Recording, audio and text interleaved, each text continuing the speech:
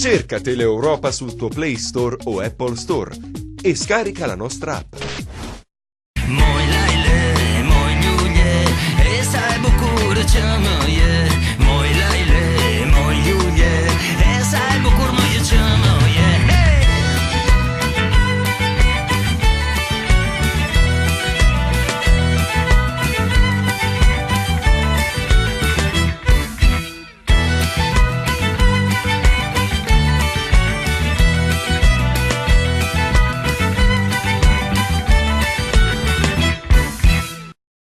Benvenuti a tutti a Suoni, Saperi e Sapori Diversi, un evento organizzato per la tutela delle minoranze storiche in Calabria e in Basilicata, fortemente voluto dalla Fondazione Carical. È sempre più difficile in questo mondo globalizzato che va con maggiore fretta rispetto a prima trovare una formula per preservare e tutelare le culture delle comunità minori in Calabria, quelle storiche. Parliamo di Arbresci, di Valdesi e di Grecanici. Questo evento è stato fortemente voluto dalla Fondazione Carical. Io chiamerei qui sul palco allora i padroni di casa, il presidente avvocato Luigi Morrone, presidente della Fondazione Carical, il professore Mario Bozzo, sempre della Carical, che ripeto hanno fortemente voluto questa iniziativa questa sera. Li chiamo qui vicino a me.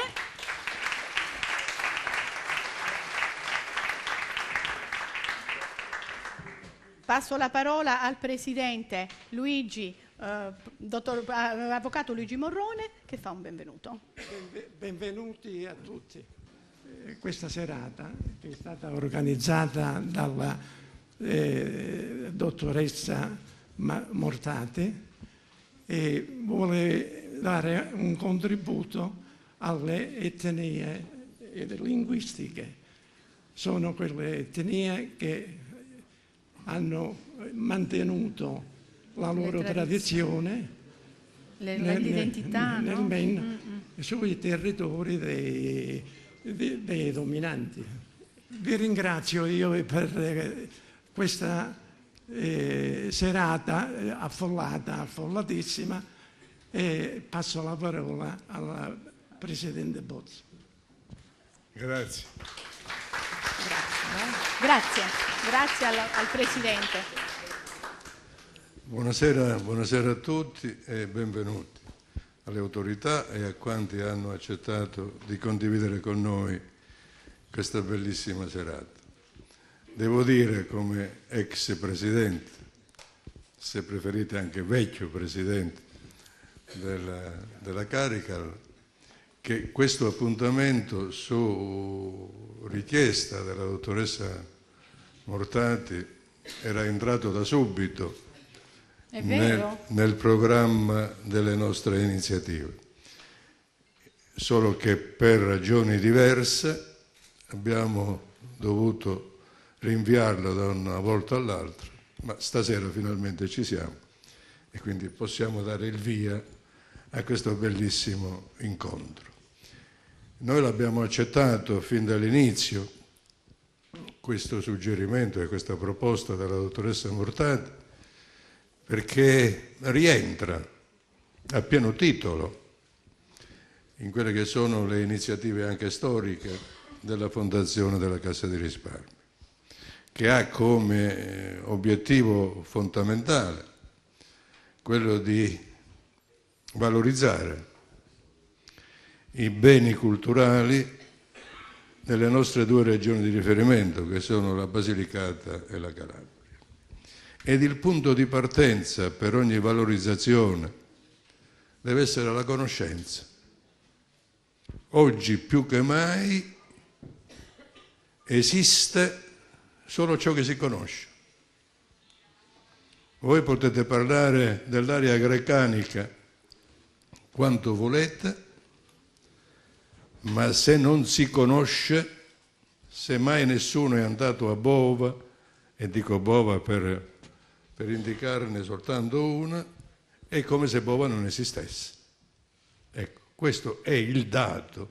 Nella civiltà della immagine esiste ciò che appare e quindi ciò che viene conosciuto.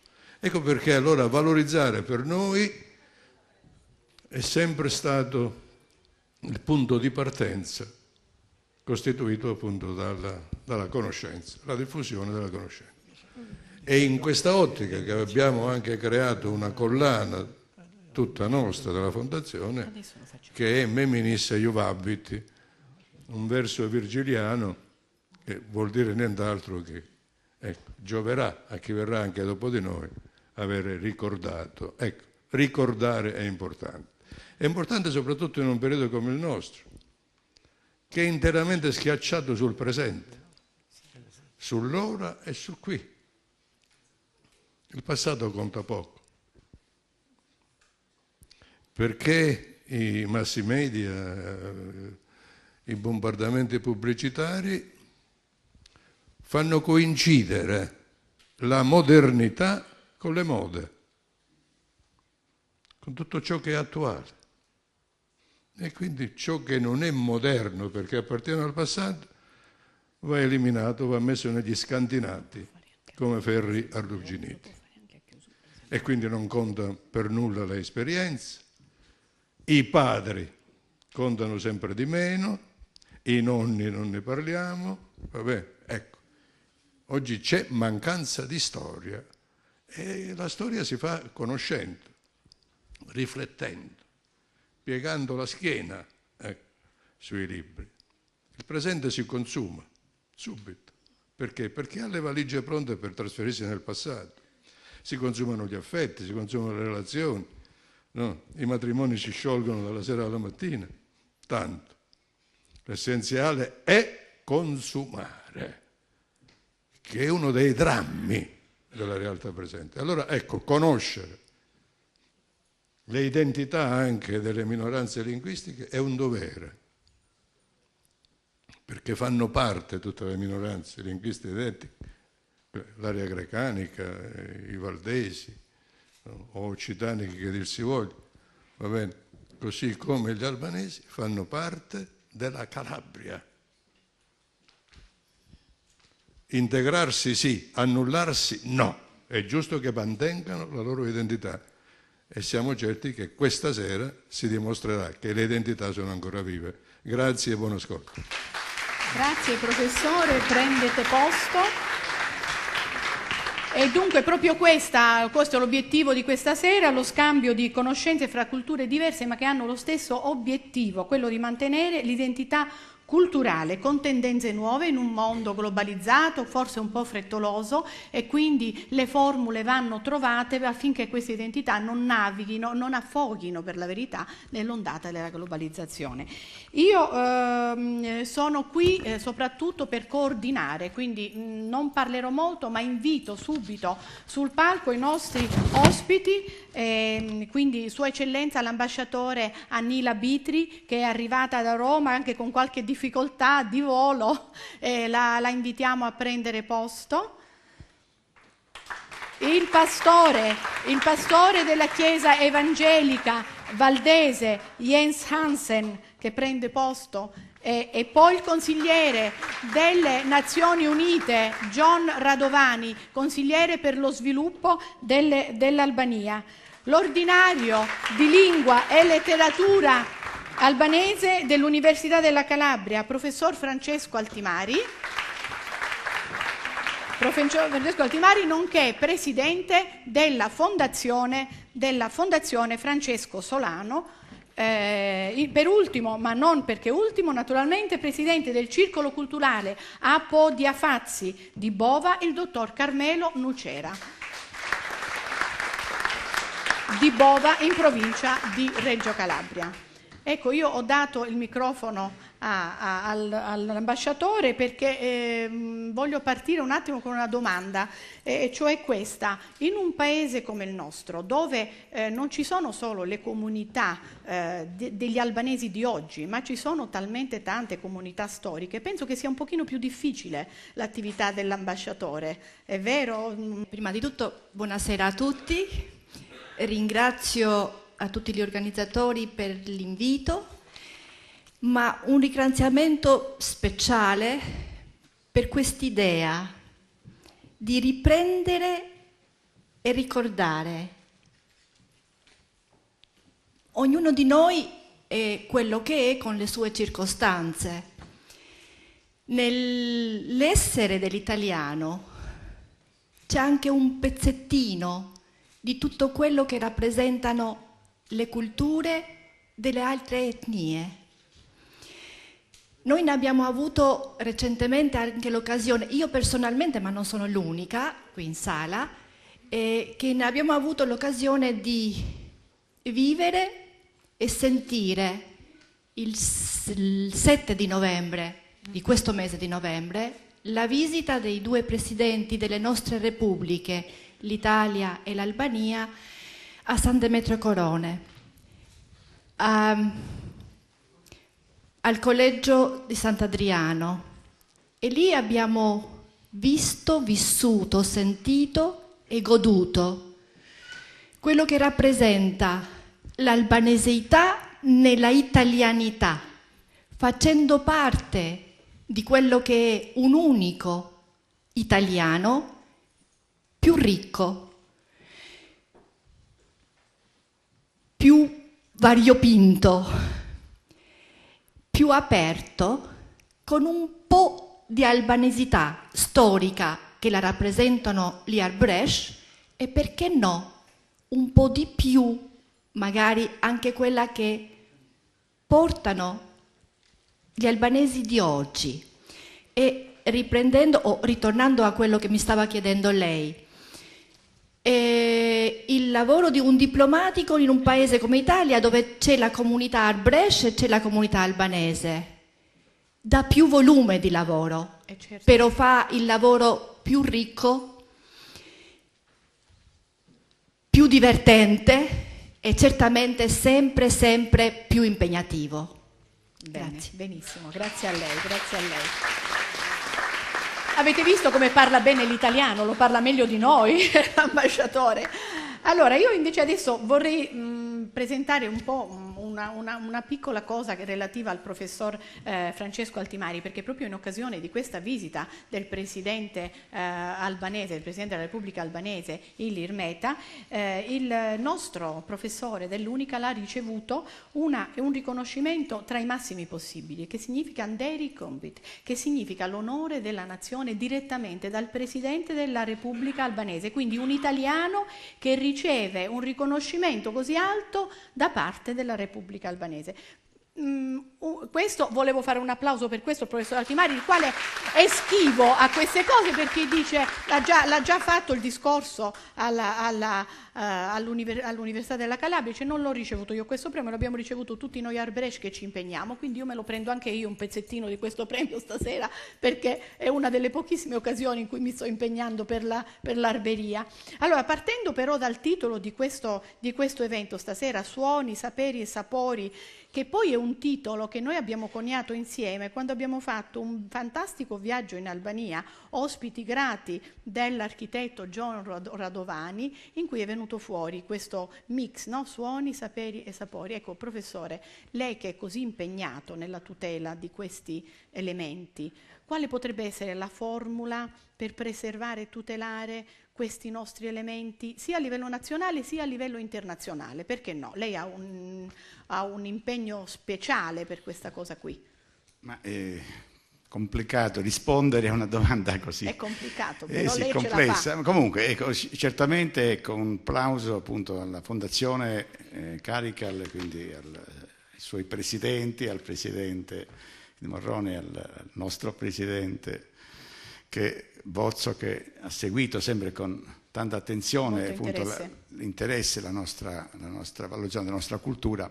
Certo, sono come dire, degli elementi che caratterizzano in sintesi diciamo, dei patrimoni culturali che si sono espressi nei secoli attraverso varie forme. Ovviamente così evidenziava come culture anche che non hanno avuto accesso, diciamo, a certe istituzioni nel passato. Penso alla musica, appunto, è un canale privilegiato attraverso cui la memoria ha potuto estrinsecarsi e anche diciamo, mantenere anche una identità forte. Ecco, anche questo ovviamente i saperi fanno parte di questa memoria, come diceva il Presidente Bozzo. Cioè, è importante che oggi, in cui si fa fatica anche a, come dire, a valorizzare la diversità, si deve appunto insistere proprio su questo concetto, il fatto che la memoria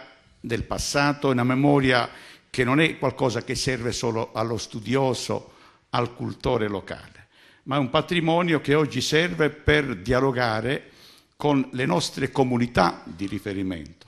Ecco, parlo per noi Arbrescia, col rapporto col mondo albanese, che oggi è rappresentata qui degnamente dall'ambasciatrice Bitri, ma che comprende oltre all'Albania anche altre realtà come il Kosovo, come la Macedonia, dove da pochi mesi anche l'albanese è stata ufficializzato come lingua dello Stato. Quindi ecco, c'è un mondo albanese che è in evoluzione, ma penso alla realtà greca, quindi con i rapporti, con il circuito, col mondo antico e nuovo della ellenicità, ma penso anche agli occitani, con il rapporto col Piemonte, ma anche il rapporto con l'Occitania storica. Cioè queste comunità, come è stato ben evidenziato nell'introduzione, non sono altro dalla Calabria, ma sono una differenza che ha arricchito questa terra, ha arricchito la Calabria, ha arricchito la Basilicata, ha arricchito tutto il meridione d'Italia. Quindi ecco, la visita sottolineata dei due presidenti è un segnale di svolta qui, cioè un segnale che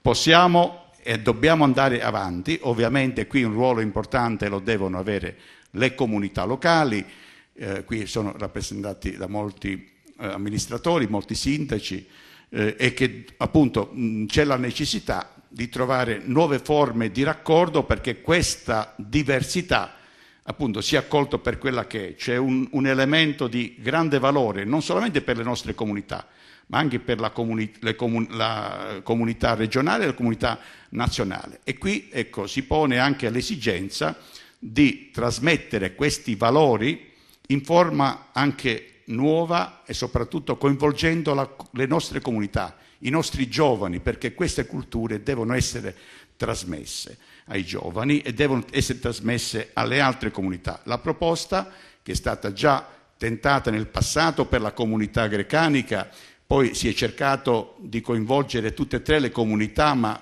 un discorso più politico che culturale, che adesso stiamo cercando come comunità Arbrescia di far sì che questi valori espressi appunto dai suoni qui, dal sapere, e in questo caso ma anche dai sapori, ma dal ciclo delle feste della primavera, come le abbiamo riassunto, possono rappresentare un elemento simbolico forte per avere un riconoscimento internazionale di questo patrimonio culturale, di questa cultura immateriale che merita di essere conosciuta fuori anche dall'Italia, perché ci sono le radici antiche di una cultura che va anche al di là, diciamo, delle nostre appartenenze etniche. Penso che questo momento è importante e va appunto a rappresentare un segnale di svolta per cominciare a lavorare insieme, quindi comuni, associazioni, realtà appunto culturali, università, per un grande progetto che valorizzi appieno questa diversità, perché sia ricchezza culturale non solo per noi ma per tutta l'umanità. E speriamo che si arrivi veramente a questo obiettivo.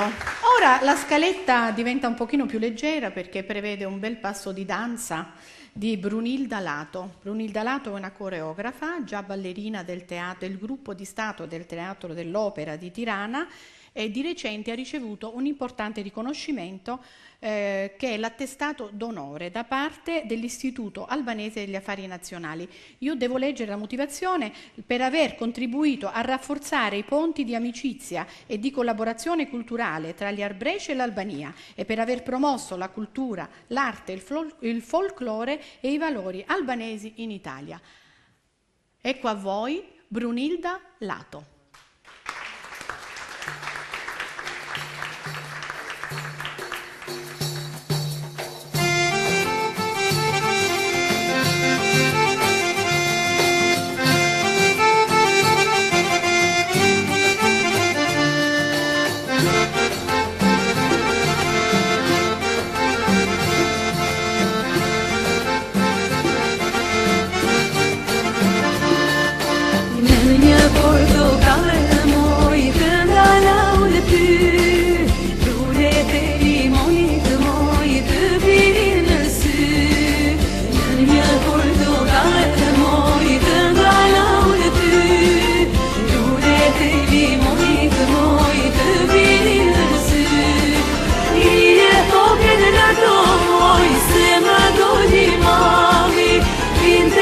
gusciaio per noi, aroma portocavi, quieto per lato moi, sembra dolimami, vinte gusciaio per noi, aroma portocavi.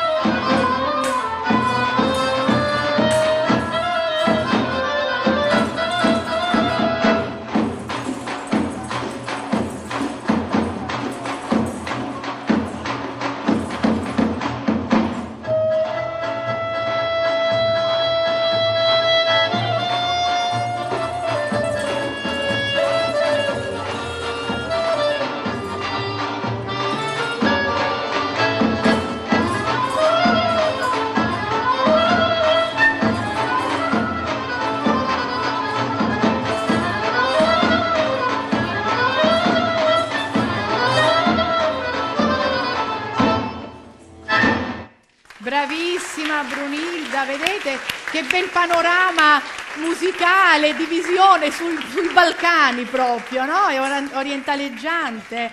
Grazie. Adesso ritorniamo alle cose un po' più serie e chiamerei il dottor Ferdinando Nociti, presidente dell'Istituto per la Cultura Art Brescia. Vuoi dare il microfono? Della regione Calabria. Ecco, vieni vicino a me, è un po' anche il mio sindaco, sì, giochi in casa. Ecco, però è presidente appunto di questa fondazione che va ad abbracciare tutti i paesi dell'Arberia.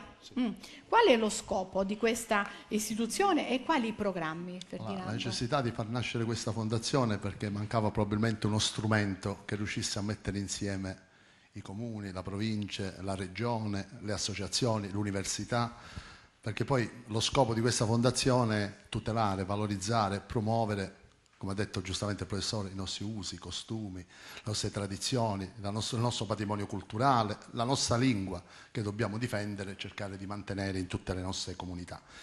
Quindi essere insieme, e questo è già un momento rivoluzionario, perché spesso ci sono stati magari confronti, contrasti fra associazioni, fra sindaci. Invece ora è un momento in cui tutte queste realtà sono, secondo me, nelle condizioni di collaborare e insieme riusciremo meglio a valorizzare la nostra identità.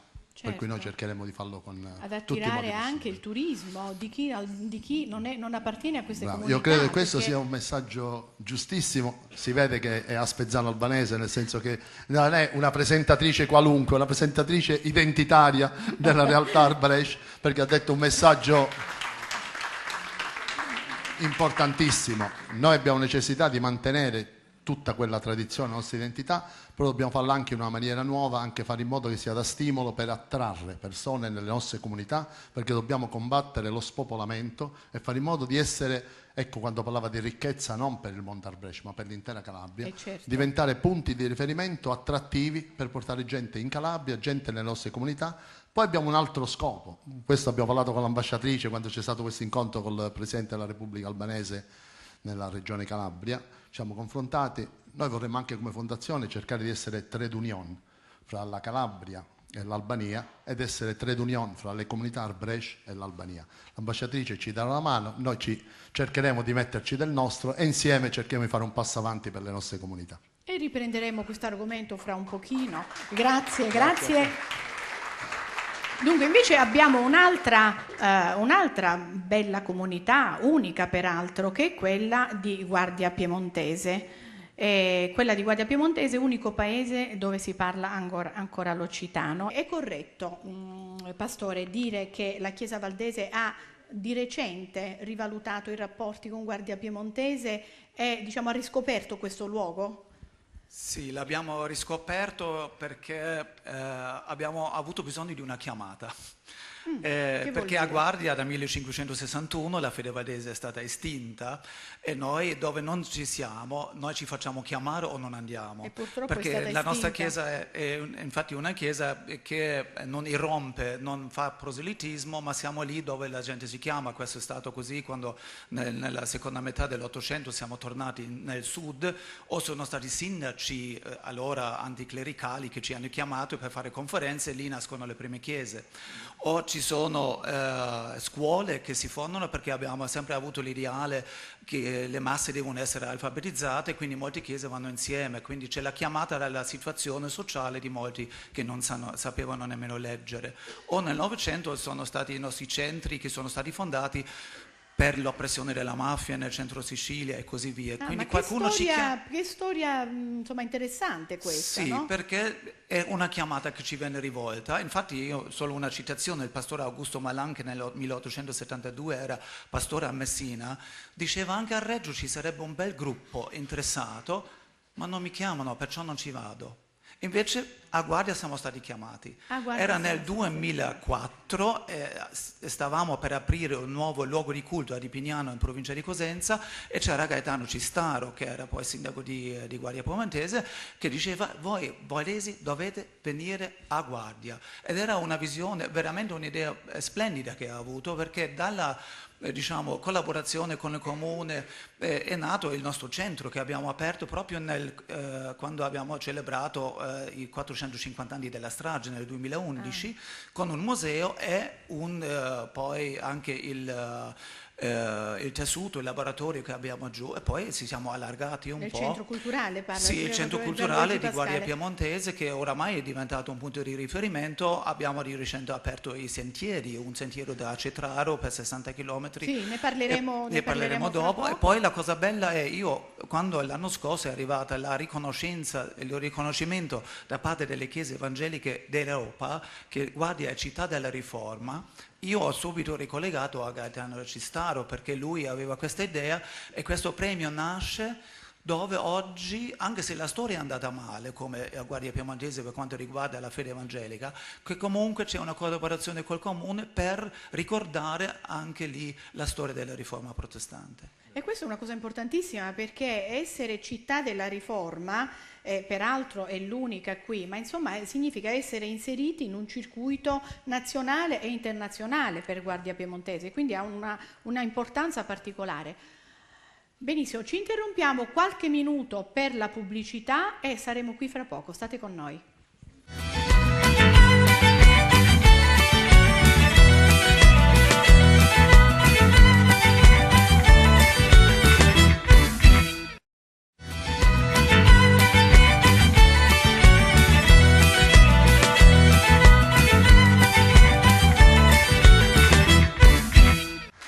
Continuerei invece a parlare della cultura valdese con la professoressa Renata Ciaccio, già docente di storia dell'Unical, autrice del libro L'inferno è dirupato, che parla proprio della storia dei calabro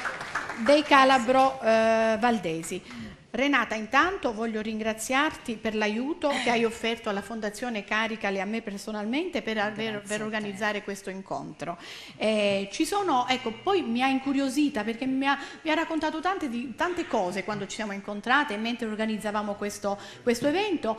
In particolare mi ha incuriosito un discorso che riguarda la figura femminile nella cultura valdese.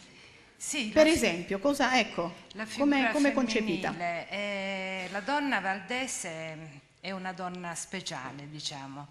Noi sappiamo che la donna nella società meridionale ha avuto sempre un ruolo marginale, nel senso che è stata sacralizzata come mamma, come nonna, però non aveva un posto nella società perché non non figurava come donna lavoratrice. Ebbene, invece la donna valdese è una donna che è presente nella società, è una donna che ha un ruolo forte, perché al contrario di quello che succede in tutta la penisola, ma anche in buona parte d'Europa, dove ereditavano i beni solo i maschi, i figli maschi, e le donne avevano solo la dote, invece la donna valdese eredita in parti uguali, con una divisione egualitaria con i fratelli, beni, terre e case. Quindi una donna che ha una forza economica e che la mantiene anche all'interno della famiglia. Mi sembra unico proprio, sì, un caso unico che è venuto fuori attraverso la storia, attraverso la microstoria, perché attraverso un lavoro veramente molto minuzioso sui documenti è venuta fuori questa peculiarità di questa donna, che sicuramente era anche alfabetizzata. Noi sappiamo che le donne leggevano il Vangelo nel segreto delle loro case, quindi in una società meridionale dove sappiamo che l'ignoranza purtroppo era diffusa, è un unicum, una donna che ha un ruolo molto forte. Grazie Renata, grazie per questa bella testimonianza, no? Ci sentiamo anche un po' più forti noi. Adesso passiamo all'altra nostra cultura, la cultura di casa nostra, della Calabria, che è quella grecanica. È il momento di una bravissima cantautrice, unica donna cantastorie in Calabria, ha scritto e composto brani di grandissimo successo, non solo in Italia, e tra i vari brani c'è un duetto d'amore che lei ha cantato in coppia con Roberto Vecchioni in occasione della serata finale di Musicultura, che è un festival che si è tenuto a Macerata, alla presenza di oltre 10.000 persone. Questo duetto ce lo canterà dal vivo qui questa sera e il titolo è I Agapi Piria Tu Tiu. Ecco a noi Francesca Prestia.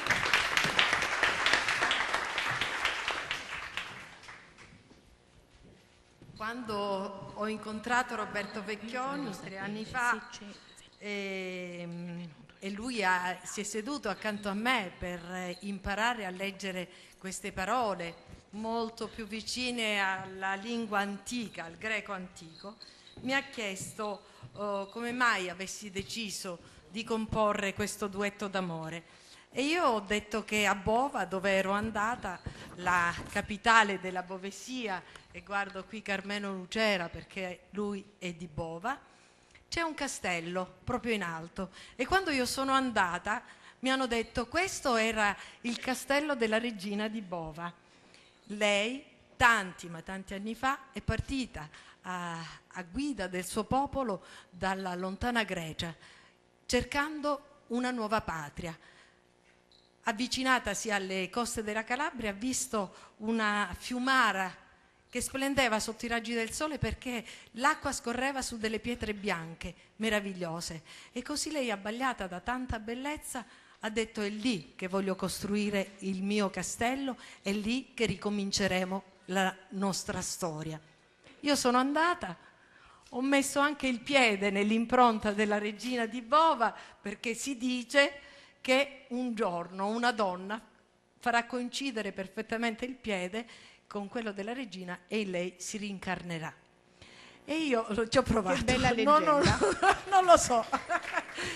Certo che però ho immaginato, guardando quel paesaggio meraviglioso della Calabria, perché la Calabria è bellissima, chissà, forse un giorno la regina si sarà innamorata, ma per dichiarare l'amore avrà utilizzato la lingua antica e i versi del Cantico dei Cantici di Re Salomone. A voi, I Agapi Piria Tu Tiu, l'amore è fiamma di Dio.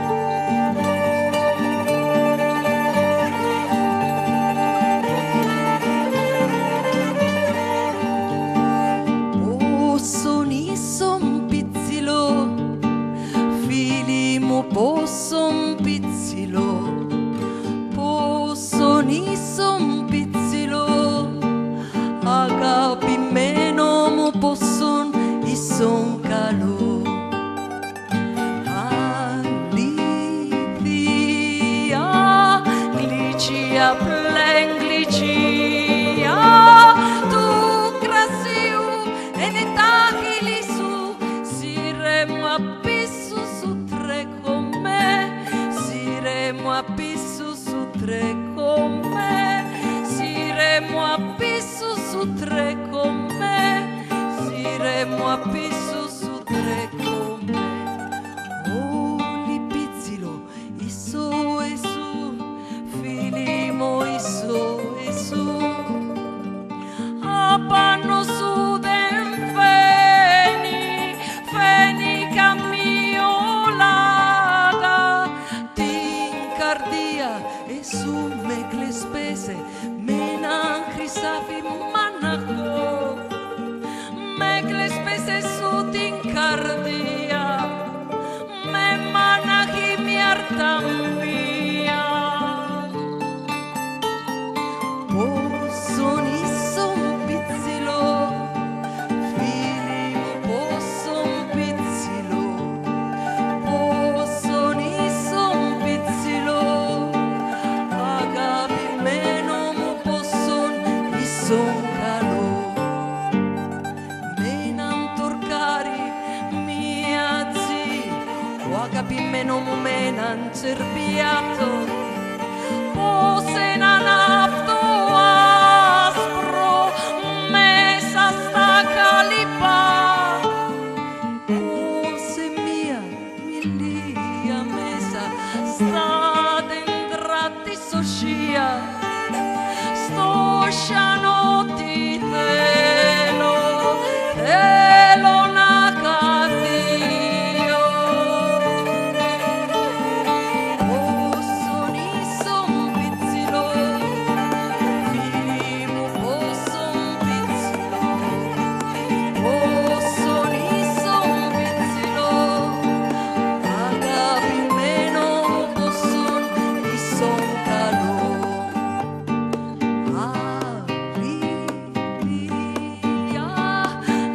Glicia, plenglicia, tu crasiu e ne tachi li su, siremo a pisu su tre con me, siremo a pisu su tre con me, siremo a pisu su tre con me, siremo a pisu su tre con me. Valemus amplumi, sti cardia su, sto vraconi su fola plumi, i agapi e ne flogie asce piriato. Posso nisso un pizzilo, posso nisso un pizzilo. Che emozione, Francesca! È l'amore che emoziona sempre. Che emozione! Cosa dobbiamo aggiungere a una roba così? C'è poco da dire, una roba che arriva proprio al cuore. Questa cultura grecanica è una scoperta veramente. Io però questa canzone l'avevo quasi memorizzata, infatti mi veniva da ballarla perché tu me l'hai mandata, Francesca, e quindi io l'avevo sentita. E insomma, Vecchioni è stato bene a cantare questa canzone, secondo me. Allora, per continuare sul discorso, diciamo anche della tutela delle minoranze, parto un po' da lontano. Ricorrono tanti anniversari quest'anno, i 550 anni dalla morte dell'eroe albanese Skanderbeg, un secolo di storia dalla fine della Prima Guerra Mondiale, che dite che c'entra? No, c'entra, perché, mi ricordava poc'anzi un amico presente in sala, perché molti di queste comunità, arbresci, grecanici, valdesi, hanno dato anche la propria vita, sono andati a combattere al nord per la storia di questa nazione e sono morti. Quindi voglio dire, anche questo c'entra questa sera, questa commemorazione. E poi c'è un anniversario, diciamo così, un po' diverso, che sono i 20 anni da quando la legge numero 482 del 1999, scritta ed approvata nel 1999, legge nazionale, che dovrebbe preservare proprio le nostre minoranze linguistiche e culturali, però che non viene applicata. Io chiedo al dottore Nucera, che cosa ne pensa di questo? Cosa possiamo fare? Intanto un saluto dalla città di Bova e dal circolo che io rappresento, apodiafazzi, una parola greca che voleva essere un auspicio quando fondammo questa associazione, Albeggia. Volevamo che tornasse l'alba per i greci di Calabria, ovviamente in senso lato per tutte le 12 minoranze che poi sono state riconosciute da una legge. E questa minoranza greca, di cui Bova è la capitale culturale, tutti gli studiosi hanno pronosticato una fine breve, come dire, non arriverà il 2000 per questa lingua. E questa lingua invece ancora esiste, ma perché esiste nella tradizione popolare, esiste nella canzone. E la professoressa Prestia è una voce eccellente che canta questo nostro vivere, ma esiste nelle fiabe questa nostra cultura, esiste nella tradizione, esiste nei dolci, esiste nelle attività lavorative in agricoltura, nell'artigianato, e quindi fin quando esiste non muore. Ma avevamo una legge, perché noi non volevamo mantenerla in vita con l'ossigeno in una sala di rianimazione. Noi volevamo che diventasse viva e abbiamo lottato assieme alle altre minoranze per avere una legge nel nostro paese. Non siamo sempre stati, come dire, accettati dalla classe dirigente, dai benpensanti, perché questi greci dicevano aire per l'aria, dicevano logo per la parola, dicevano talas per il mare, potamos per il fiume, e dicevano elima per il vomere, questo termine usato da Esiodo per indicare l'aratro dei contadini calcidesi. E noi venivamo tacciati da ignoranti. Nella mia famiglia venivamo dalla campagna, quando andavo a scuola dice non dire quelle parole perché sarai preso in giro. La scuola non ci ha incoraggiato, noi non abbiamo appreso dalla scuola, abbiamo appreso dai cultori locali che avevano la voglia. Io ho in mente il fondatore della mia associazione, Bruno Casile, un poeta contadino, e abbiamo lottato per la legge perché pensavamo che della tutela dovessero farsi carico le istituzioni. Qui invece, per esempio, per questa bellissima manifestazione è un'istituzione, ma non sono quelle istituzioni preposte, non è la Carical preposta per tutelare per legge le minoranze. È preposta la scuola, sono preposte le istituzioni e il sistema radiotelevisivo, il quale è presente quando c'è la ridondanza del personaggio che pontifica, ma non c'è mai nella programmazione ordinaria, nel palinsesto, quando si parla di queste culture minoritarie. E allora siamo indignati. È un diritto negato verso le istituzioni, perché a 20 anni dalla legge dobbiamo riprendere. Come dire, la legge è una legge manifesto, non ha prodotto effetti nel territorio, la scuola non insegna le nostre lingue minoritarie. Il sistema radiotelevisivo pubblico, intanto, non programmava di più quando non c'era la legge. Io ricordo il vostro concittadino Frega, un giornalista, Alfredo Frega, grande mio amico. Io ricordo le sue trasmissioni, me li mandò registrate prima di morire. Mi rimane questo ricordo di quello che è il sistema, ma neanche le televisioni private. Vedete, amici, che qui ben 12 nella Calabria hanno ottenuto le frequenze perché dicono di espletare un servizio a favore delle minoranze. Non è sempre così, quindi siamo sfruttati ancora.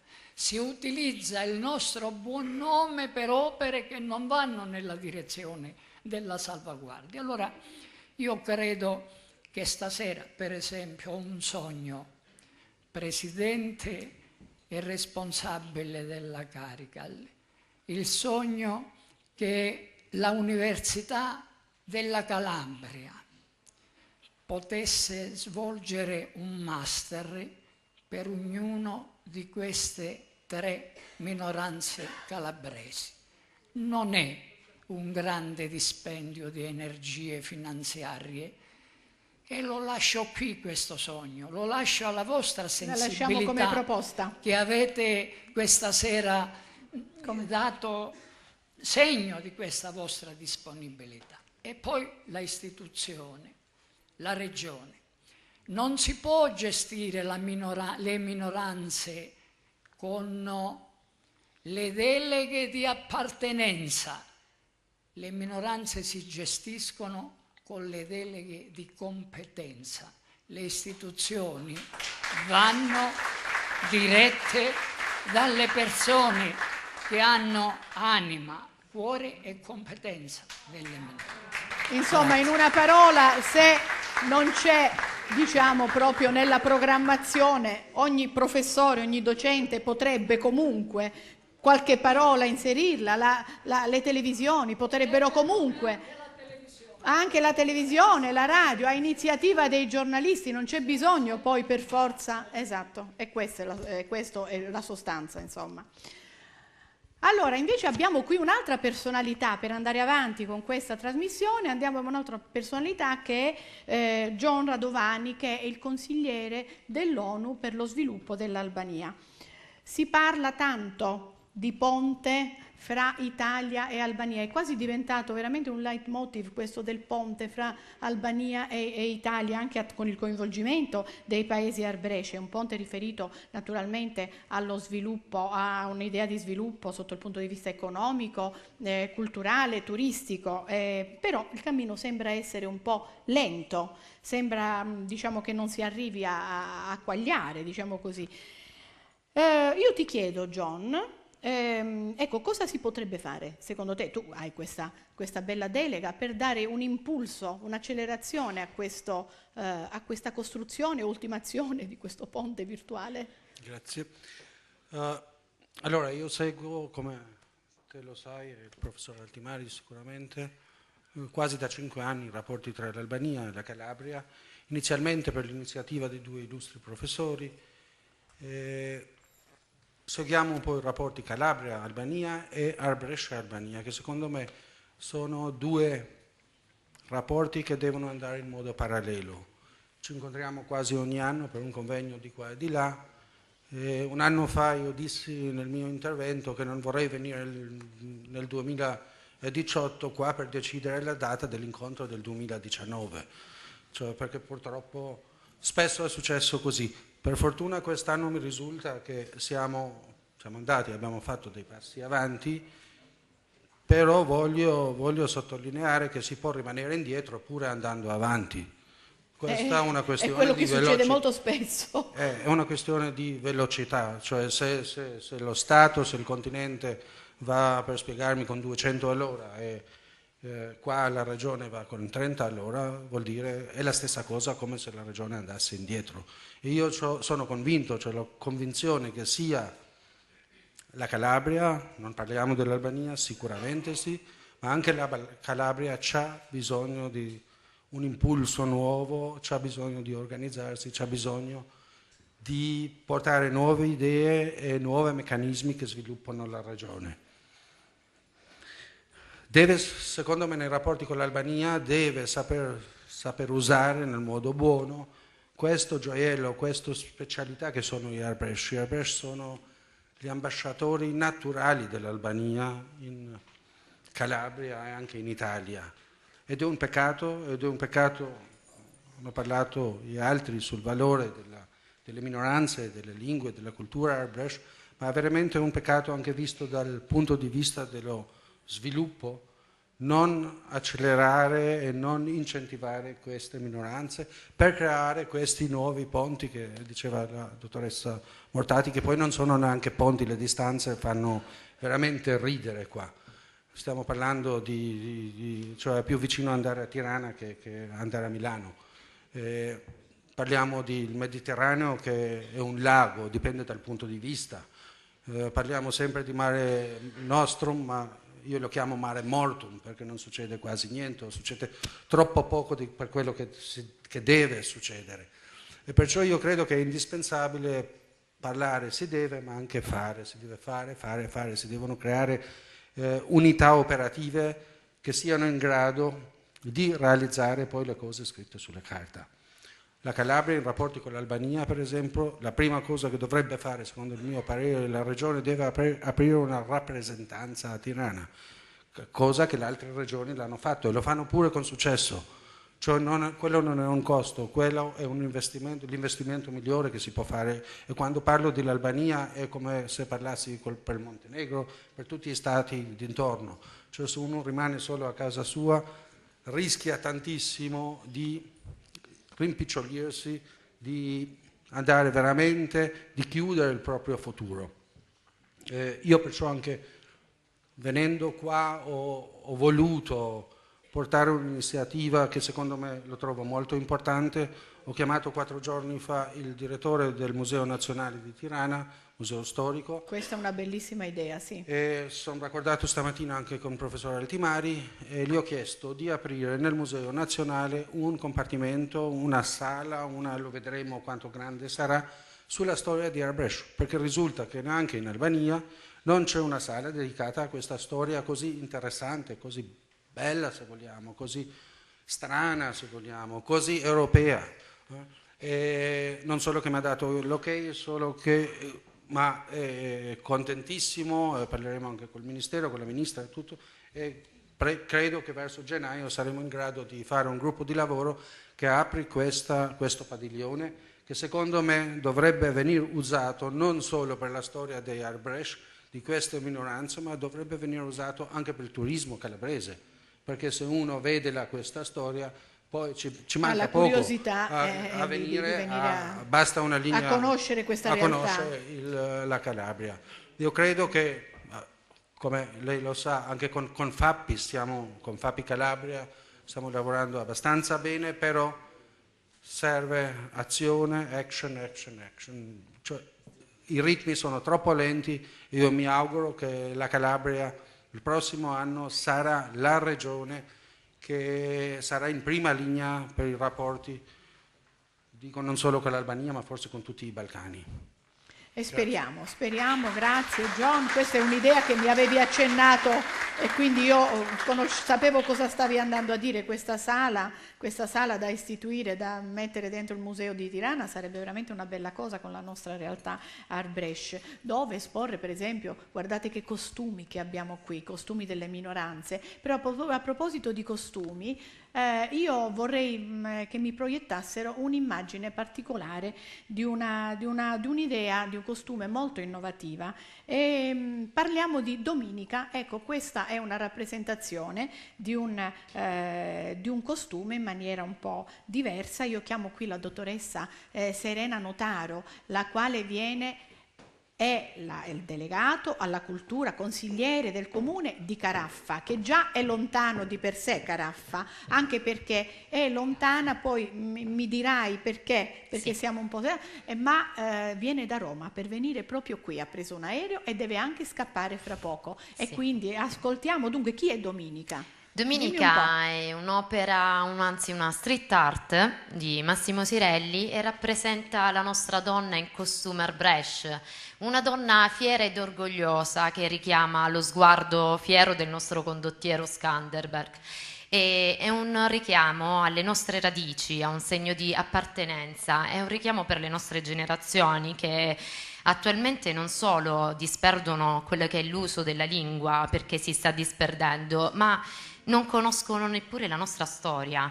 Quindi è fondamentale avere una radice di modernità attraverso la tradizione e di conseguenza avere anche un raggruppamento di valori che racchiudono anche le nuove generazioni che non conoscono attualmente quella che è la nostra radice, il nostro segno di appartenenza. Ascoltando i relatori di questo splendido evento mi sono convinta che in effetti c'è molto esistente e che deve essere soltanto valorizzato. Probabilmente la legge 482 o la legge 15 regionali non sono sufficienti perché il nostro patrimonio venga esaltato. Però penso che con la collaborazione e la partecipazione proprio della cittadinanza penso che si possa dare di più, perché il nostro patrimonio culturale è valido e, come diceva anche la nostra ambasciatrice, porta ricchezza. Uno non può dimenticare, ma la nostra lingua italiana, se è la più ricca, lo deve soprattutto per gli influssi dialettali e anche delle lingue minoritarie. La nostra ricca lingua è proprio per questo, quindi dobbiamo andare fieri e bisogna fare di più. Bene, hanno trovato, vedete, un linguaggio di pop art, quindi molto, diciamo, molto apprezzato dai giovani per comunicare il messaggio della tradizione. Questo veramente io faccio i complimenti, ma poi ci sono anche tante iniziative, insomma, che fate in questo senso, però mi dicevi che Caraffa è un po' esclusa nei circuiti nostri e degli Arbrecht. No, è vero, Caraffa è esclusa probabilmente...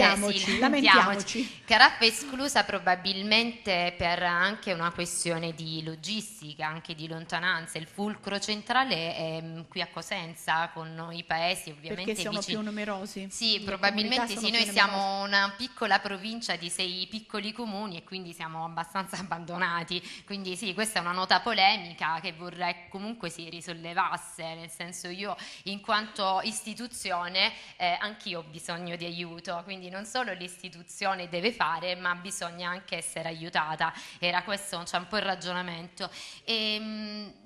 Nella mia presenza, anzi discutevo anche con i sindaci che mi davano i consigli, loro mi dicevano che anche noi non eravamo presenti, però facciamo una botta in risposta.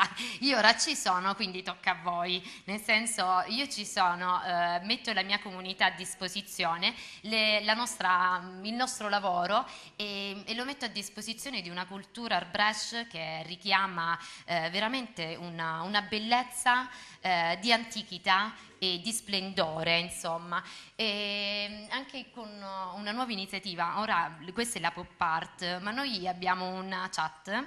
Anch'io parlo Arbrecht, ovviamente scritto in lingua Arbrecht. Abbiamo appena terminato un corso di alfabetizzazione e abbiamo anche ritrovato nelle giovani ragazze, studentesse, un portamento e un avvicinamento alla nostra lingua che ha sorpreso. Sì, e quindi ora noi scriviamo tramite chat. A me non sorprende però, perché vedo il tuo entusiasmo, è vero? Quindi sicuramente ha coinvolto. Grazie Serena, grazie poi voi, magari ecco, grazie infinite. E proprio di entusiasmo voglio parlare perché io voglio rifare un ringraziamento particolare a Renato Iannibelli e a Dina Iannibelli, rispettivamente sindaco di San Costantino Albanese e presidente della Proloco di San Costantino. Ecco perché San Costantino non è proprio dietro l'angolo, insomma, io li invito qui sul palco. Hanno lavorato stamattina sono riusciti ad arrivare, hanno portato anche tante cose buone. Mi dai un altro microfono? Prego. E dunque, Pero San Costantino merita perché è una bella località, merita perché gli amministratori sono molto attenti alle tradizioni, ma non disdegnano l'innovazione, cioè non disdegnano le iniziative per portare turismo. Ecco, questo io vorrei sapere, come le attività di San Costantino. Allora, buonasera e grazie per avermi invitato a questa bellissima ed importantissima manifestazione.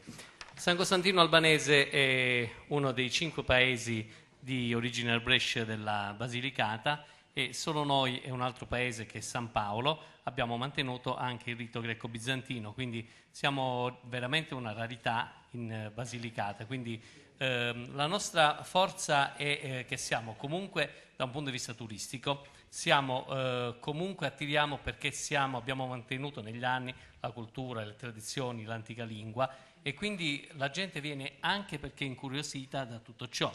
E poi viene un altro punto di forza, che siamo inseriti nel Parco Nazionale del Pollino e veramente siamo meta di numerosi turisti che provengono soprattutto dalla vicina Puglia e comunque da qualche anno a questa parte da tutta Italia.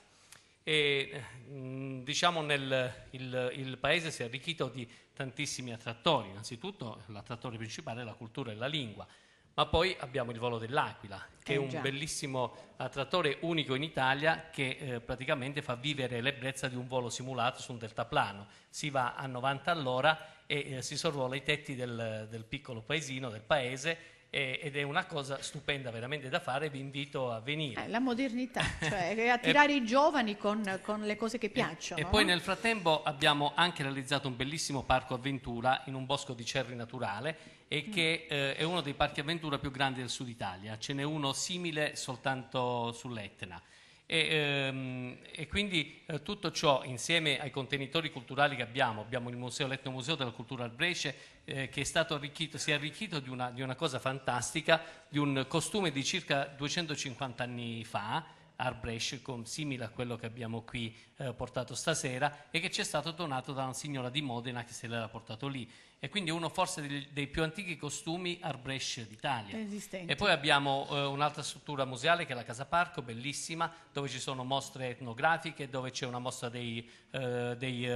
sull'etnobotanica, sugli strumenti tradizionali, ci sono delle mostre dedicate alla religiosità, quindi ai riti religiosi, e poi San Costantino attira anche perché ha 7 o 8 strutture ricettive che fine settimana è sempre pieno. Caspita. E poi organizza sempre. Quanti abitanti fa San Costantino? Circa 700 abitanti, però il fine settimana è difficilissimo mangiare perché è pieno, è sempre pieno. Che poi, meraviglia. Però con un sindaco che fa questo marketing, ragazzi, no. Ci sta dicendo, praticamente sta leggendo un dépliant turistico di tutto quello che c'è. E poi siamo riusciti ad entrare anche un po' grazie anche a conoscenze del mondo televisivo, siamo riusciti ad entrare anche nei circuiti nazionali e internazionali. Ad esempio Valentina Bissi che è una giornalista di punto del TG1, ha fatto una serie di servizi su San Costantino che hanno portato un sacco di gente. E quindi, benissimo. E poi diciamo è un territorio ricco di biodiversità, sia da un punto di vista faunistico che da un punto di vista della flora, e quindi immaginate che da noi quasi la metà delle orchidee selvatiche, circa la metà delle orchidee che stanno in Italia si trovano nel nostro territorio. Quindi anche la biodiversità è importante. Poi non ci dimentichiamo che come Parco Nazionale del Pollino abbiamo il Geoparco, e quindi da noi ci sono 2 importanti siti, che uno è Timba di Pietrasasso e un altro è Timba delle Murge. Praticamente sono delle lave emerse dal Mar della Tetine milioni di anni fa e che ancora si possono vedere, sono lì, sono studiati da studiosi di tutto il mondo e magari noi non li conosciamo nemmeno. Sì, ecco, come capita anche da noi, che abbiamo tante cose importanti e non sappiamo. Ho fatto un piccolo spot praticamente. Sì, hai fatto uno spot. Va bene. Dina, invece le tue attività come presidente della Proloco? Naturalmente. Grazie di essere venuti veramente. Io sono da poco presidente della Proloco, non esisteva nessuna Proloco al mio paese, per cui ho deciso di mettere appunto di avviare questa attività. Siamo da poco, l'associazione è da poco, nata da poco. E quindi vi impegnate anche in tutte queste che sono state elencate? Adesso, ne approfitto, dato che mi hai fatto questa domanda. Il 27 di dicembre stiamo cercando di organizzare il presepe vivente nei costumi Arbresh. Benissimo. Ci siamo... speriamo, no? Che so. Da questa sala qualcuno raggiunga San Costantino. Lo spero, vi faccio l'invito. Ci vediamo fra poco con te perché mi devi descrivere il costume. Sì, va bene. Va bene, grazie.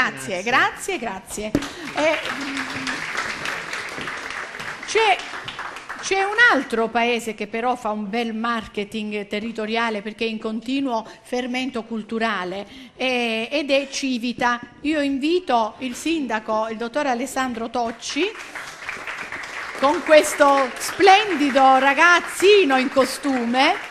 Civita è presente in questo evento della Fondazione Carical in modo originale perché ha portato oltre a tante altre cose anche un raro esempio delle tradizioni. Ha portato una ricamatrice dal vivo che ricama col filo d'oro ed è una cosa che ormai non fa più nessuno. Poi Civita punta sull'organizzazione degli eventi proprio come marketing territoriale.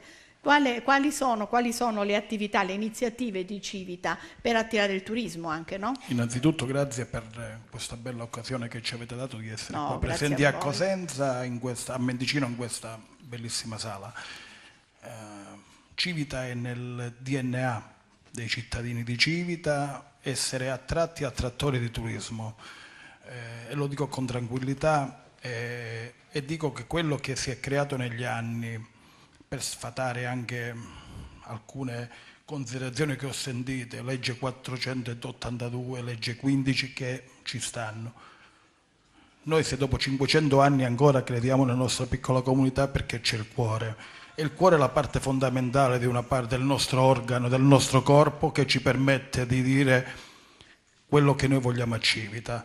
L'imprenditorialità del nostro paese e sul turismo è basata sull'ambiente, sulla storia, sulla cultura, sulla tradizione, sulla religione. Il nostro rito greco-bizantino ne è parte facente e abbiamo delle manifestazioni che noi curiamo tutto l'anno, sia come amministrazione che come associazioni o comitati, spontanei eventi che ci curano la possibilità di crescere e Civita è cresciuta tantissimo negli anni. Abbiamo un evento storicizzato che è quello delle Valie che ormai si ripercorre da moltissimi anni, molto famoso, ma noi negli ultimi anni ne abbiamo portato uno nuovo che grazie alla possibilità di essere uno dei 13 comuni di Calabria, borgo autentico, cioè dei borghi più belli d'Italia, abbiamo il marchio che abbiamo messo nel nostro stand ed essere uno dei 5 comuni di Calabria bandiera arancione col Touring Club ed essere geosito UNESCO ci hanno permesso di poter aderire a delle nuove iniziative. Ne abbiamo fatta una che negli ultimi 2 anni ha avuto dei successi enormi, di cui l'amministrazione non deve prendersi merito, devono prendersi merito i miei concittadini che sono già in parte qua, a cui loro sanno che ripongo sempre la mia fiducia, il mio affetto e la mia sincera stima per quello che fanno sempre. Noi negli ultimi 2 anni abbiamo aderito, grazie ai borghi più belli, alla notte romantica che si fa nella terza settimana di giugno, nella notte del solstizio d'estate, tra il sabato e la domenica. Nelle ultime 2 edizioni noi abbiamo partecipato e abbiamo avuto un successo che ha superato tutte le più logiche aspettative. Ma che cos'è la notte romantica? La notte romantica è quello che si svolge in tutti i borghi più belli d'Italia, che sono circa 300, che aderiscono, e questo è un motivo di invito per l'anno prossimo a venire, perché arrivano da moltissime regioni d'Italia, ed è quella che ogni anno, grazie al comitato, intendiamo fare un qualcosa di diverso. 2 anni fa hanno pensato, non devo prendermi meriti non miei, hanno pensato di ricostruire il matrimonio storico di come si faceva moltissimi anni fa, con i cavalli che arrivavano in piazza, qualcosa di spettacolare e di meraviglioso. Quest'anno invece hanno pensato un'altra idea. Civita è tutto un borgo, però è una parte particolare che parte da una parte bassa del paese e sale fino alla zona alta che è il Sant'Antonio, ed era tutta piena di attività di enogastronomia, di musica e di tantissime canzoni Arbresh. Qua ce ne sono pure molti rappresentanti che hanno fatto queste canzoni qua, e quindi noi abbiamo creato questo marketing che è un marchio tipicamente di Civita che ci ha permesso di crescere negli anni.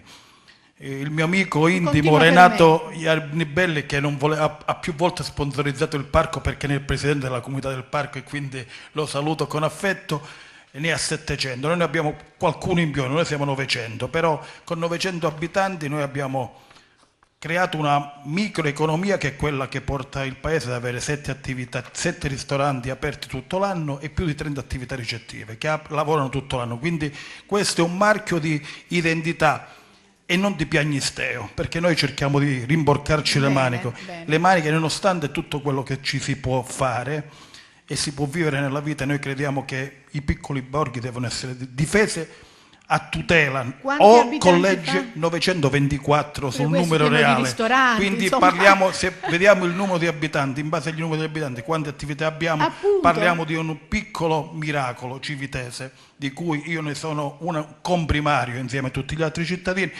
È il paese che mantiene questo stile, che è uno stile che è legato soprattutto a essere una minoranza etnica. Noi di questo siamo orgogliosi e lo continueremo a dire fin quando ne avremo voglia. Grazie, grazie. Un attimo, voglio sapere come si chiama questo giovane bel ragazzo. Paolo, grazie a Paolo perché non è da tutti, no? È la nostra mascotte, benissimo, grazie mille.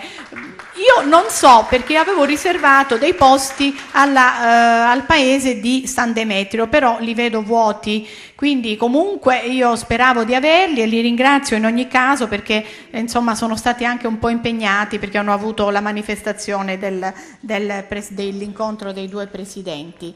Le attività artistiche in questi nostri comuni sono tante e c'è un particolare gruppo di cui io vorrei mandare il video, è il gruppo dei Peppa Marriti Band. Vedete che nome particolare, poi ci spiegheranno cosa vuol dire questo nome.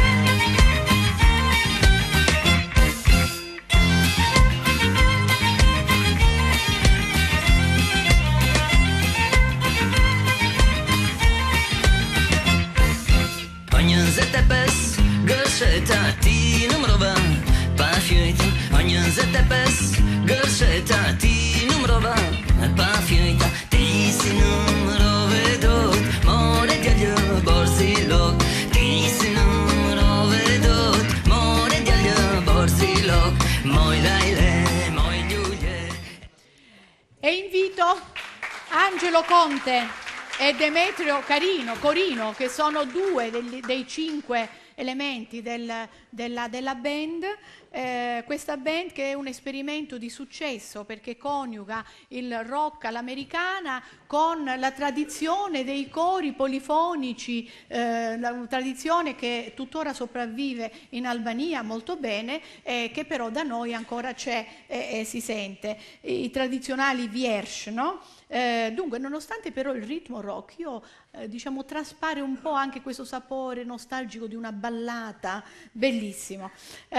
Com'è nata l'idea, Bobo? Buonasera a tutti, è un piacere essere qui. Noi sono anni che facciamo musica.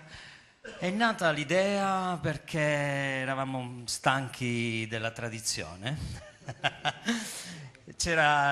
Quando abbiamo iniziato a cantare in questo modo c'era solo la tradizione, quindi diciamo che solo i gruppi folcloristici, solo le canzoni popolari. Noi abbiamo pensato di stravolgere un po' questa tradizione perché il rock è rottura con il passato. Poi con gli anni siamo diventati un po' più come si dice, più dolci, più sentimentali. Abbiamo ripreso la tradizione, la continuiamo.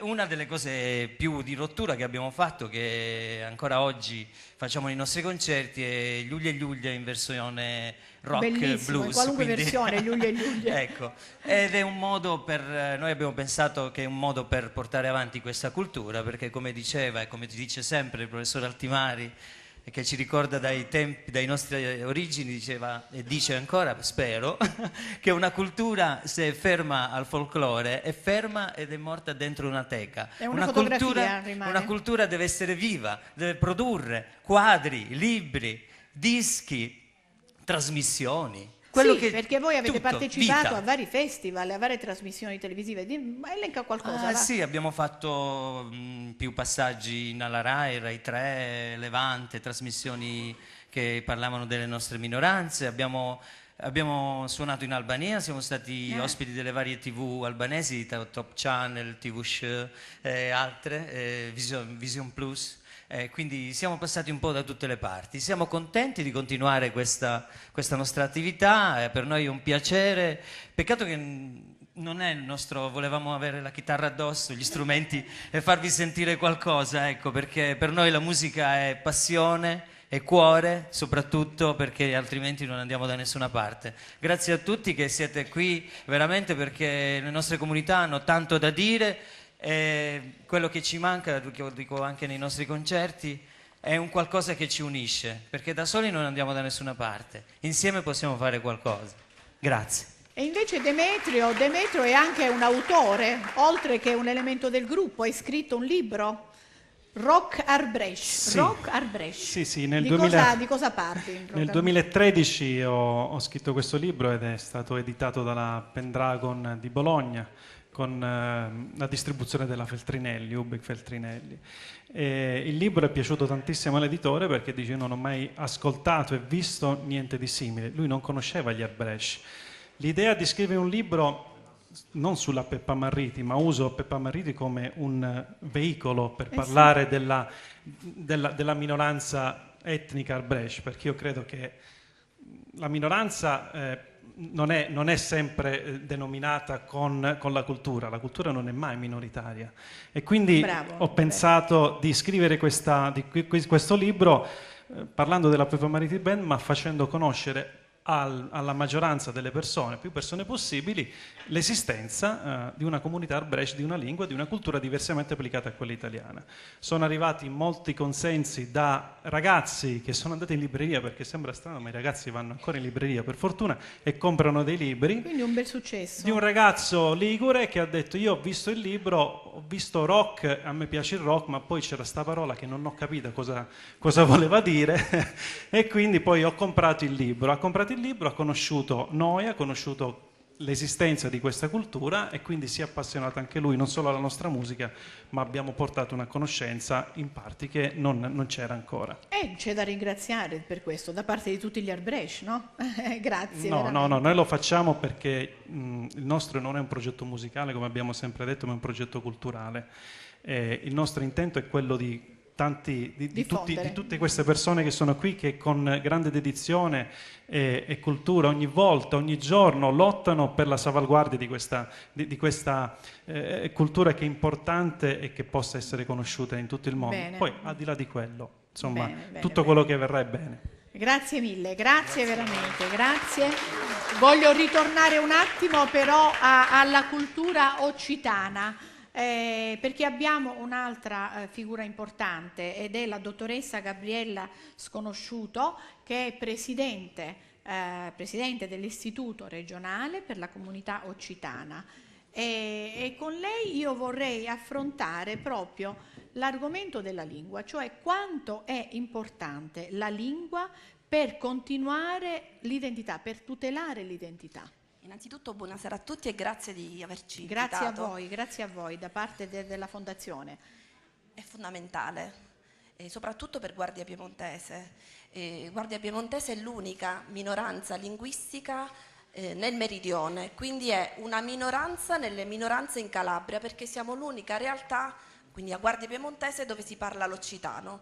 Attualmente siamo circa 200-300 persone, principalmente anziani, che parlano questa lingua, parlano il guardiolo, che è una variante dell'occitano, influenzato ovviamente da parole che ricorrono, parole del dialetto calabrese, quindi sono state plasmate nei secoli. È importante e fondamentale la lingua.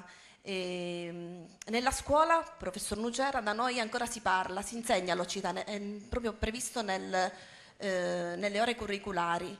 C'è un insegnante che alle elementari insegna una volta a settimana, e questo fa media poi nella pagella, il guardiolo.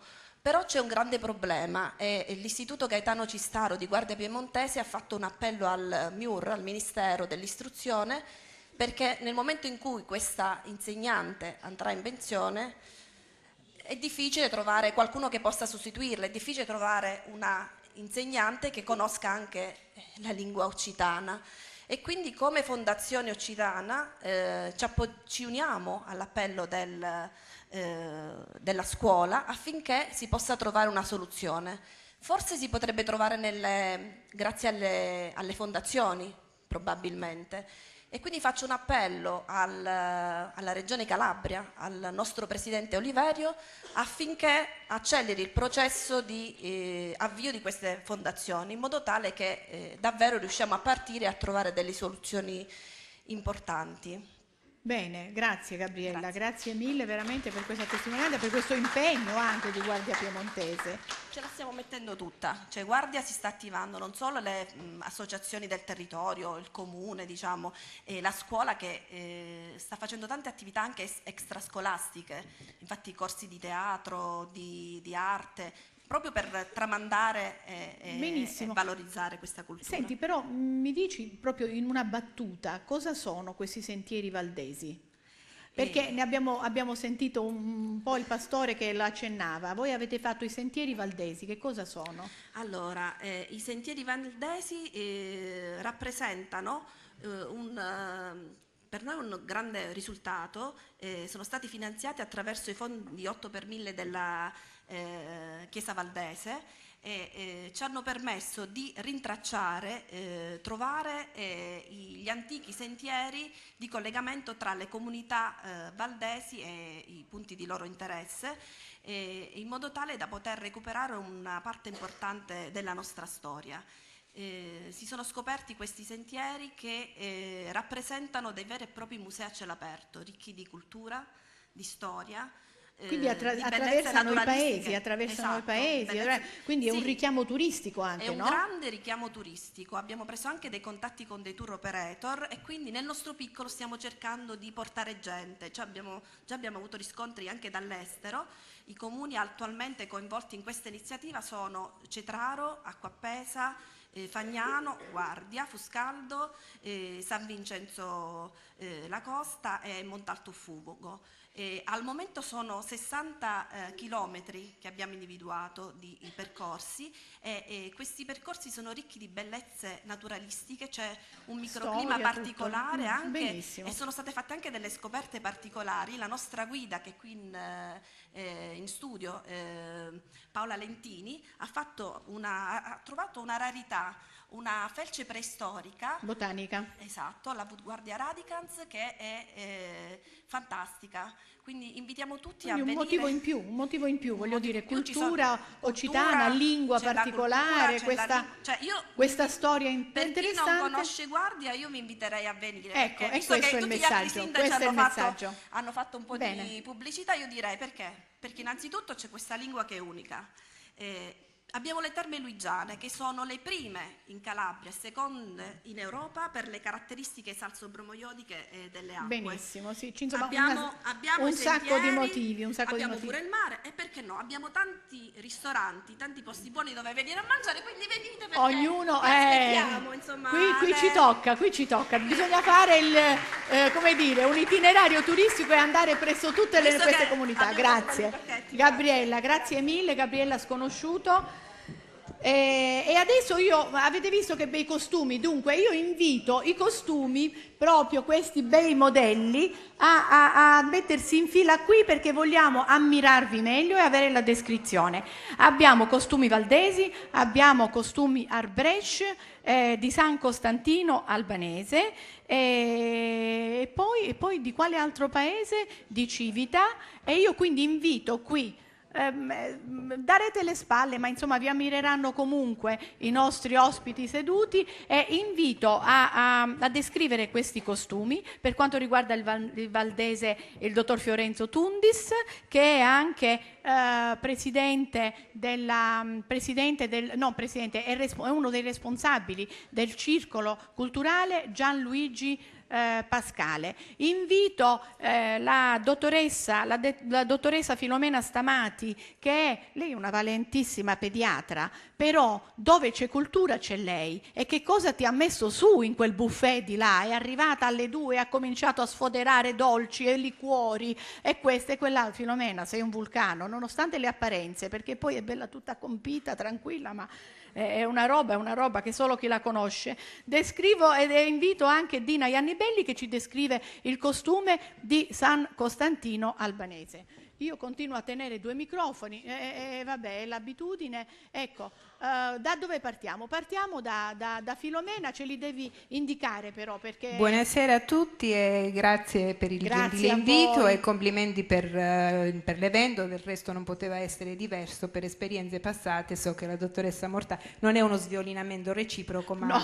lavoriamo spesso insieme ed è un ottimo elemento veramente la dottoressa. Chiamo quindi la mia delegazione, che è costituita da Kelly, Francesca, Caterina e la nostra un passo avanti, così capiamo Paolo. Chi sono. Ecco.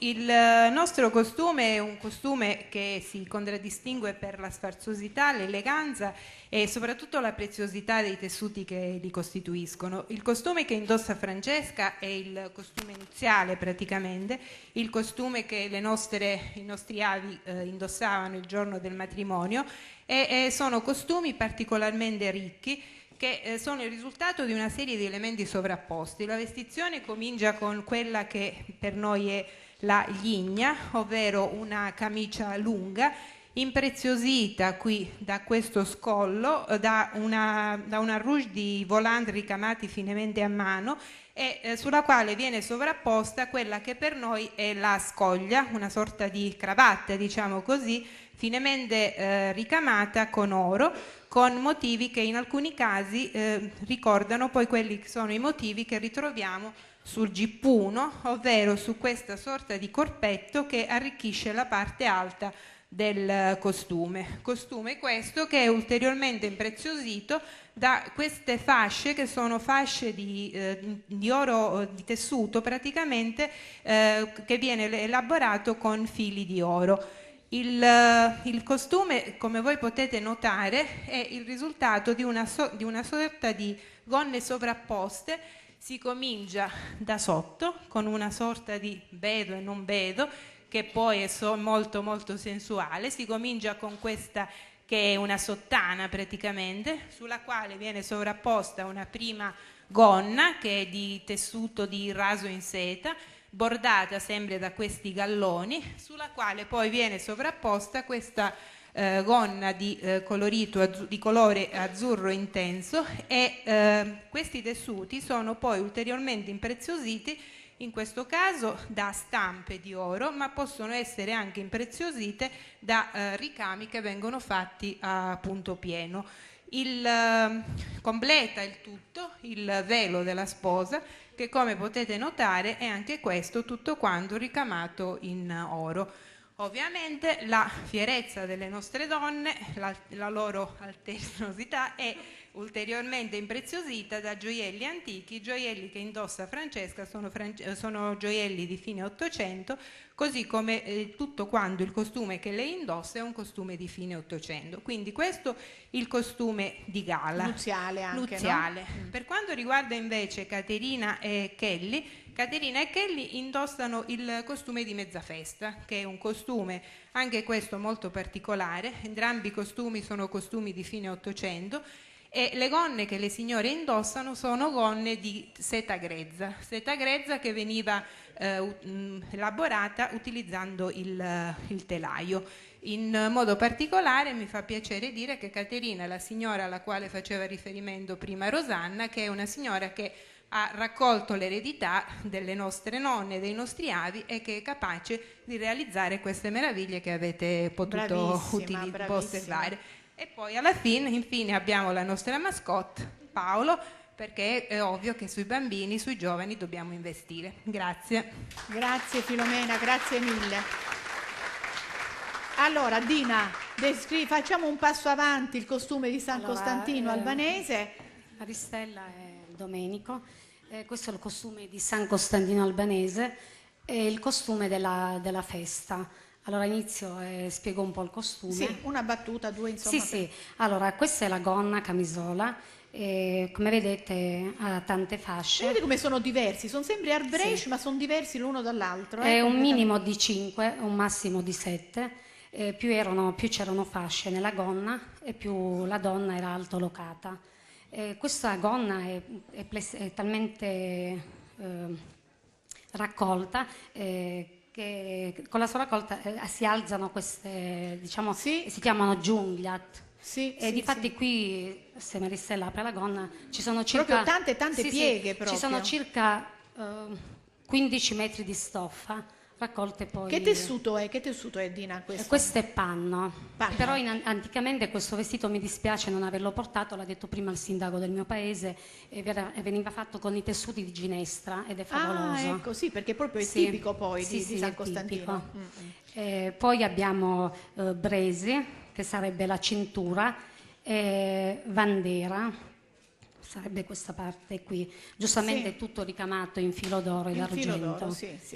Poi abbiamo ligna, che sarebbe la camicia, che viene inamidata, per cui resta così tesa, diciamo. Tutta fatta a mano, fatta con a mano, l'uncinetto. sì, questa è fatta ad uncinetto. Qui è tutta fatta poi ricamata. Questa si chiama pitera, pitera, che è la parte avanti. Ma ligna è tutto l'insieme. Questa parte qui è un pezzo che viene poi aggiunto e si chiama pitera. Bene. Poi abbiamo anche noi il corpetto. E questo è simile, no? Sì, gipuni, anche questo ricamato con fili dorati. Ci tengo anche a far vedere la particolarità qui anche del vestito, è tutto ricamato. E poi diciamo che poi la particolarità che distingue poi da noi, abbiamo anche noi il costume giornaliero, che non è certamente così, è solamente con una gonna di panno rosso. Distingue la donna, diciamo, da questo copricapo che questa si chiama chesa, che è anche questo ricamato. Molto particolare questo accessorio laterale. Questa è ciofa, è un tuttuna dove c'è poi l'intreccio di capelli, e poi abbiamo spingulat. Praticamente questi venivano le spille, e questi rappresentavano la fede nuziale. Praticamente la donna del nostro paese indossava tutta questa parte del copricapo il giorno del matrimonio. Ed era donato dallo sposo? No, era dalla propria famiglia, era la sua dote, diciamo. Però poi diciamo che, vado velocemente, poi il vestito della festa è sempre questo, però con un'altra gonna sopra e con 4 spilloni. Però solo il giorno del matrimonio. Benissimo. E poi oltre vabbè, questo è il giorno del matrimonio, e poi vabbè, non c'è nient'altro da dire, diciamo. E poi vabbè, ci tengo, questo invece è il costume maschile. Anche qui questa è la camicia. La camicia della donna purtroppo non si vede, ha tutta questa cosa qui. Queste pieghe, questo pieghettato che non si vedono, che giustamente quasi con un ricamo, no? Sì, è particolare questo tipo di è anche difficile, solamente una ragazza lo sa fare ormai da noi, ed è la stessa poi che ha la donna, che però non viene messo in risalto perché giustamente ha il corpetto sopra, è nascosto. E vabbè, poi l'uomo i pantaloni, e questi qua invece rappresentano l'uomo sposato, è la fede per l'uomo. È quello che per la spilla per la donna, diciamo, per l'uomo diventa questo polsino. Sì, polsini. Aggiunto. E poi c'è questo cappello particolare che è tipico dell'uomo arbresci, il cappello a punta. Difatti è difficile trovare questo tipo di cappello anche negli altri costumi, Sì, diciamo, delle comunità. è unico al nostro paese. Lo Io mantiene, penso è di l'unico non che dire- lo mantiene. Non l'ho mai visto. Ho capito. In altri. Grazie Dina, Va grazie bene. mille. Vedete com'è particolare invece il costume, è anche diverso, veramente diverso il costume di Guardia Piemontese. Fiorenzo, fate un passo avanti e così in una battuta insomma descriviamo anche questo Forse costume. questo- No, va è bene, attivo. funziona, Ok. funziona. Intanto devo rubare qualche secondo ai ringraziamenti doverosi alla Fondazione, alla professoressa Mortati, alla scuola, l'Istituto Professionale Sì, del l'abbiamo Turismo, ringraziato, sì. alla Chiesa Valdese e soprattutto ai ragazzi splendidi dello staff che ci permette oggi di sopravvivere come centro culturale. Parlare dell'abito Guardiolo è un po' complesso perché al di là della ricchezza dell'abito in sé e dell'unicità di questo abito, in Guardia c'è un abito identitario, c'è un abito che identifica questo popolo che si distingueva dal resto dei paesi della Calabria, identità per la quale poi sono stati trucidati. Forse la colpa più grande era quella di anticipare di 200 anni il rinascimento proprio che veniva in Europa. Cioè queste donne, come diceva la professoressa Ciaccio, che era al centro della scena.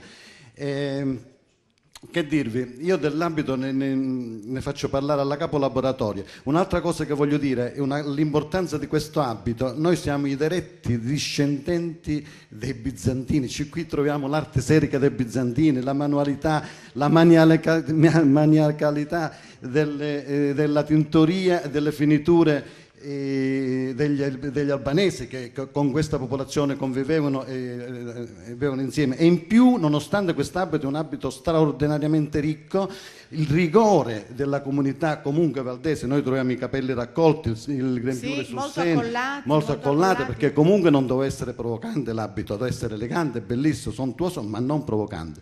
E dopodiché, visto i secondi che abbiamo, passerò a lei che parlerà.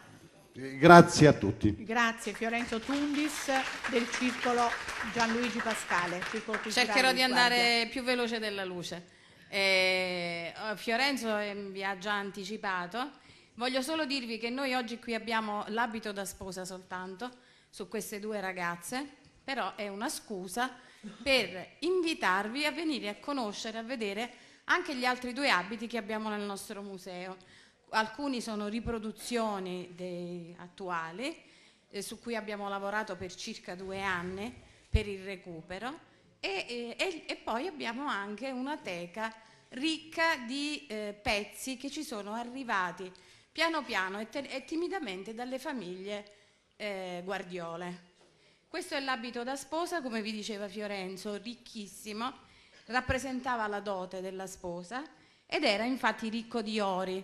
Ma come avete potuto vedere anche sugli abiti Arbrecht, sicuramente la comunità guardiola era entrata in contatto con queste comunità orientali che c'erano sul territorio e da loro avevano imparato a tessere la seta con l'oro, che aveva dato vita a questo abito splendido.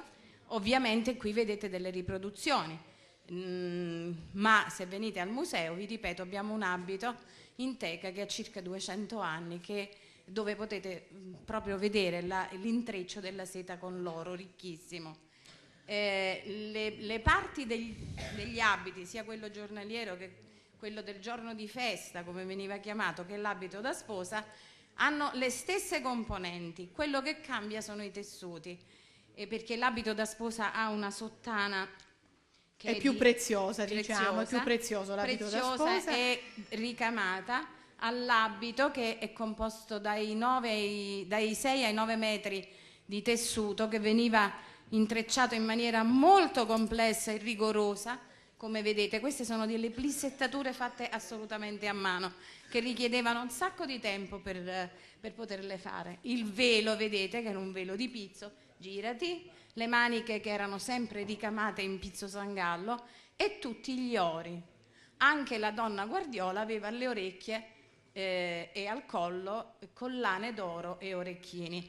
E l'ultima cosa che voglio dire molto velocemente è il copricapo, che è unico, non ne abbiamo trovati altri, che è stato detto per tanti anni essere uno strumento di punizione della donna Guardiola, punizione per la eresia, perché erano valdesi e quindi il papato era considerata all'epoca un'eresia. E cosa imponeva? E Cosa per imponeva ai questo, e per copricapi? questo furono trucidati poi. Certo. E cosa imponeva? Però sì, io so che c'è una particolarità di Ecco, questo. Questo copricapo è estremamente complesso da indossare. Scusami tesoro, girati un attimo.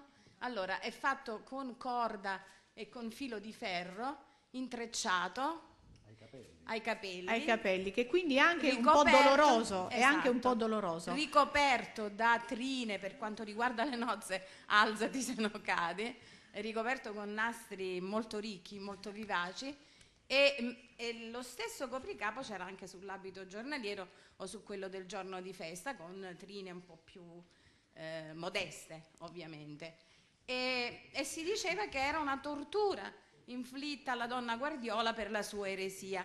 Di fatto poi negli ultimi tempi si è un po' rivista questa cosa, perché pare infatti questo copricapo emuli molto da vicino i copricapi rinascimentali che in quell'epoca avevano più o meno questa Le forma. stesse caratteristiche. Le stesse Va caratteristiche. va bene. Giravano Grazie. intorno alla testa, ci pendeva il velo e tutto il resto. Diciamo in linea di massima l'ultima cosa è il velo, il foulard posto sul grembiule, che significava l'impegno del cuore. Quindi Quindi seconda di dove era portata, era fidanzata, simbolico. era fidanzata o l'impegno sposato? del cuore, Ah. questo voleva dire che apparteneva a al suo qualcuno. uomo, ecco, al Bene. suo compagno. Grazie mille per questa bella panoramica e siamo alle conclusioni, accomodatevi pure dove volete, se ritornare al vostro posto oppure scivolare. Siamo alle conclusioni e io invito se vuole aggiungere qualcosa, intanto l'ambasciatore come saluto finale e poi invito la Fondazione a salutare. È stata una serata speciale, perché al di là di quello che ci siamo detti, abbiamo ascoltato, sentito, abbiamo visto dei colori, abbiamo sentito odori e sapori. I sapori c'erano pure. Io me li sono... Li ha saltati, però ci sono ancora. No, è a causa del volo che è arrivato in ritardo, lo so. quindi... però ecco, cominciamo a dire che tante culture ci arricchiscono e credo che stasera ci sentiamo, non direi più ricchi, però abbiamo più colori, più voci, più storia, ricordiamo di più e sappiamo apprezzare l'altro di più.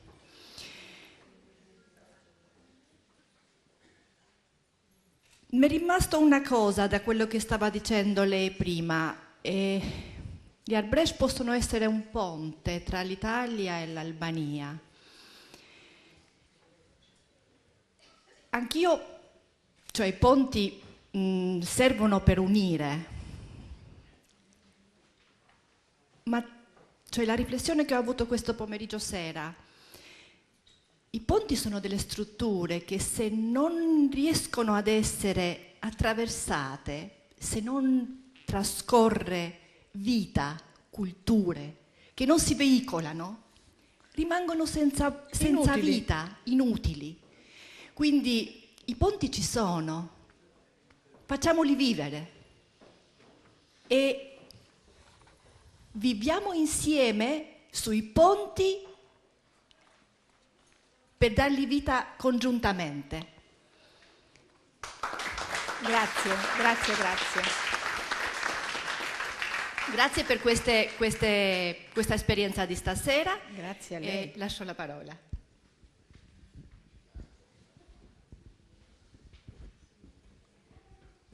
La cerimonia e la manifestazione è finita e le conclusioni le potete trarre da noi. È stata una bella serata, impreziosita dalla presenza dell'ambasciatrice dell'Albania e da chi è intervenuto per dare questo contributo, per manifestare le bellezze e i sapori del paese che abita. Grazie ancora e do la parola al professore Bocca. No, io devo solo aggiungere un grazie a tutti voi ed un grazie particolare a Rosanna Mortati. Grazie a voi che avete accolto subito questa bella idea. Che ha organizzato con passione e con competenza e ha coordinato i lavori con intelligenza, rispettando i tempi e dando la parola a tutti. Noi abbiamo scelto non a caso Rosanna per organizzare questo evento, perché bisogna sempre, in tutte le cose, chiedere con umiltà a chi ne sa di più, perché se non c'è la competenza c'è improvvisazione, c'è sciatteria e la sciatteria produce brutte figure. Stasera abbiamo fatto una bella figura, grazie a tutti voi. Grazie, grazie. E allora ringrazio a nome della Fondazione tutti gli ospiti per aver partecipato, ringrazio il pubblico così interessato, così numeroso, veramente insomma una sorpresa, una bella sorpresa, e soprattutto ringraziamo anche il pubblico dei telespettatori che ci hanno seguiti fino adesso. Buon proseguimento con le trasmissioni di questa rete. Grazie, a presto.